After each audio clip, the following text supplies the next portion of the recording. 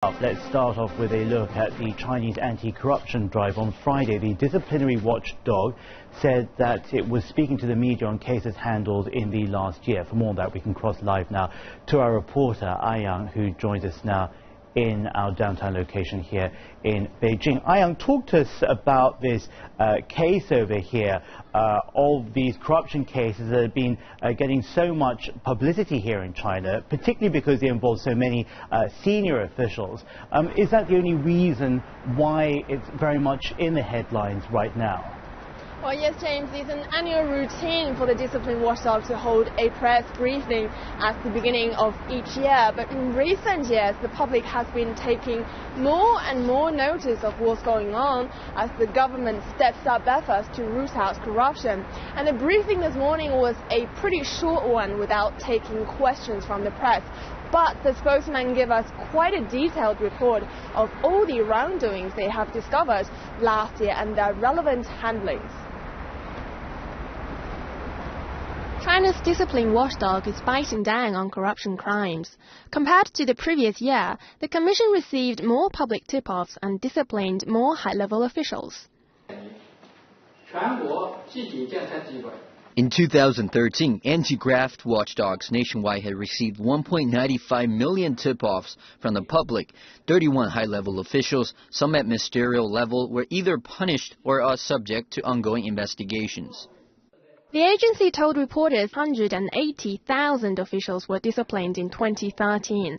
That's about 20,000 more than the year before. Corrupt officials are finding it harder to use their position as shields.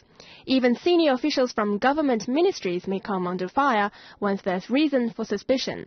Such prominent falls include former officials from the National Development and Reform Commission, the State-Owned Assets Supervision and Administration Commission, as well as the Ministry of Public Security. Since China's new leadership took office, a stress on cleaner governance has been made. Some 30,000 CPC officials were disciplined last year for going against the frugality practice. A reporting channel was set up on the official website, exposing typical cases to the public. This is to convey the message that misconduct will be severely punished.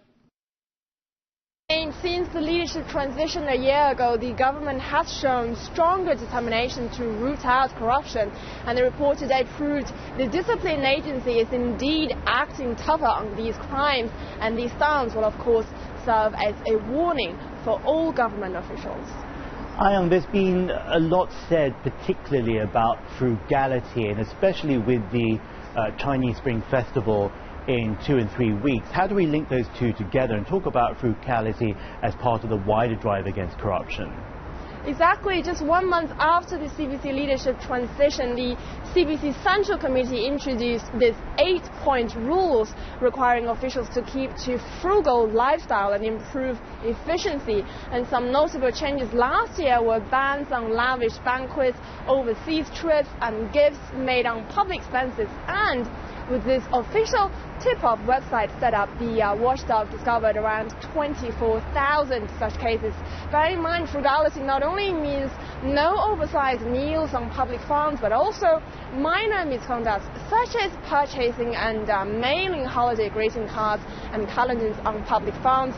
So now these activities are also strictly prohibited. So for the coming Chinese New Year, the sales of such items are likely to continue to drop.